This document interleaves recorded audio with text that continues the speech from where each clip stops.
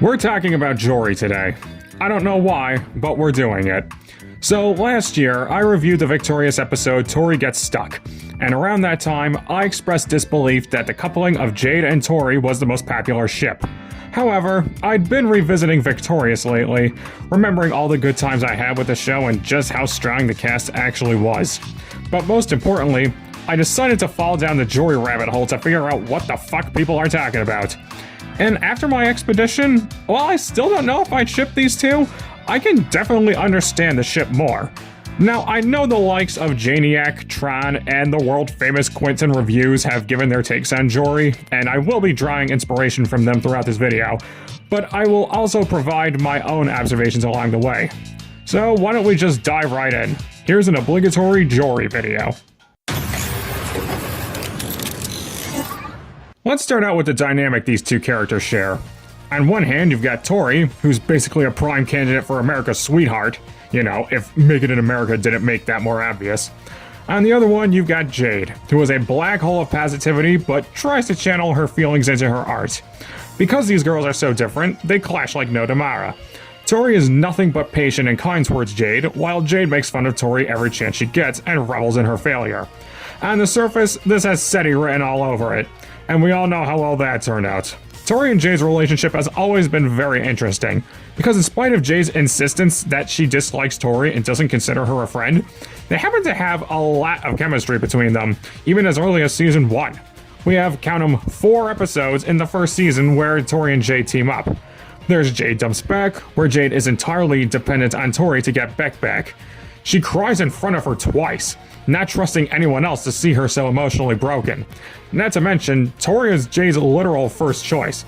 She could have easily gone to Andre, who's arguably closer with Beck, but instead she entrusts Tori with this mission. Maybe it's because she's under this impression that Beck harbors some enamoration for Tori, which we'll get to. But in any case, it's saying something when she's immediately crawling to someone she doesn't particularly like to help her with her relationship problems. By the end of the episode, there's this suggestion that Jade will start warming up to her. Next we have Walkstar, where Jade puts Tori up to finding a financial benefactor to fund Jade's school play. In this episode, Tori is Jade's cornerstone. She sticks by Jade until the very end, and Jade is even willing to confide in Tori about her poor relationship with her dad. At the end, the play is a success, and the two share a tender embrace, one that Jade doesn't even hesitate to reciprocate. After that, we have The Wood, which has Jade and Tori become co-stars. This instance is notable in that for once, Jade and Tori are actually helping each other and having fun doing it. It doesn't last very long, but it's definitely something to admire. Finally, we have Freak the Freak Out, where Jade enlists Tori's help to get revenge on the spoiled girls at Karaoke Toki, showing that she respects Tori's skills as a performer. She even thought of bringing Tori donuts. So in the first season, these supposed bitter rivals clearly show that they're capable of acting like a cohesive unit in more than one instance. And as the show went on, their chemistry was not forgotten, and it gave plenty of shipping ammo. But unfortunately, no matter how much development Jade goes through, it all gets undone in the next episode. If I was forced to hazard a guess, it's because Victorious doesn't really have a main antagonist, so Jade is the designated villain. Ironically enough, however, this works against the show due to Jade's popularity. So having them finally come close to forming a genuine friendship only for their relationship to retrogress to bitter rivals next time we see them makes it seem like you're too afraid to take your show to new heights. If you wanted Jade to still be the resident mean girl while also lightening up a bit, nothing's stopping you. And you probably have a better chance with her than Sam because you've already outlined possibilities to why Jade is the way she is. It's incredibly dissonant to see Tori and Jade be affectionate with each other one moment and then at each other's throats the day after. Which leads me to my next point. Jade spares almost no opportunity to deny her friendship with Tori, but a common discussion among fans is how much Jade actually means that. Like I said, they're able to work together very well, and Jade has no problem being vulnerable with Tori. So how much could Jade possibly hate Tori while still doing things you would never do with someone you hate? Their relationship is never explored, and we never get a clear clarification on what it is about Tori that bothers Jade. That said, it's commonly surmised and accepted that Jade is jealous or feels threatened by Tori, and there is some evidence to support that. For starters, Tori got into Hollywood arts via practically a handout. Yeah, she did perform at the school's performance showcase, but she didn't traditionally apply or anything like that. She did one song and was personally invited to the school by the principal. And then on her first day of school, she crosses paths with Beck during an accident, and it's sort of hinted that he finds her to be girlfriend material. And on the second day, Tori passionately kisses Beck during an acting exercise, specifically to spite Jade. Sure, you could argue Jade deserved some retaliation for antagonizing Tori, but kissing her boyfriend? That's essentially a declaration of war. On top of that, Jade's home life is implied to be terrible. Her dad disapproves of her lifestyle and career choices, and her relationship with her mom doesn't appear to be much better. Tori has both of her parents together and a sister to lean on at times. And while Tori's family is far from perfect, all Jade sees is a functional family that has Tori's back at all times. All of these reasons can stir up resentment in a person like Jade, and no matter how much love and loyalty Tori shows her, she still can't fully get past these factors that Tori is either blissfully ignorant or totally complicit in. There's also the fact that Tori isn't as afraid of Jade as everyone else in the school is. She's more than willing to stand up to her when push comes to shove, rather than running away like a scared little kitten. However, following Jade dumps Beck, it becomes apparent that Jade at least respects Tori while not fully deeming her a friend. Now, here's where things get complicated. Despite Jade's insistence that she doesn't like Tori, Tori is the only other person besides Beck who's allowed to touch her. And I don't mean a handshake or anything like that. In the Christmas special, she literally lets Tori frisk her and even makes a joke about it. Don't be shy. In Car, Rain, and Fire, which is total shipping ammo for Jori, Tori grabs Jade's hand when she gets startled, and Jade literally doesn't even care. In Survival of the Hottest, Tori feels Jade's face and neck all over for sweat, and Jade only expresses mild inconvenience. Even Kat, someone she's closer with, isn't allowed to touch Jade this much. Hell, in The Worst Couple, Jade plainly states that she's not friends with Tori, and right after, Tori affectionately touches Jade, trying to defuse the situation.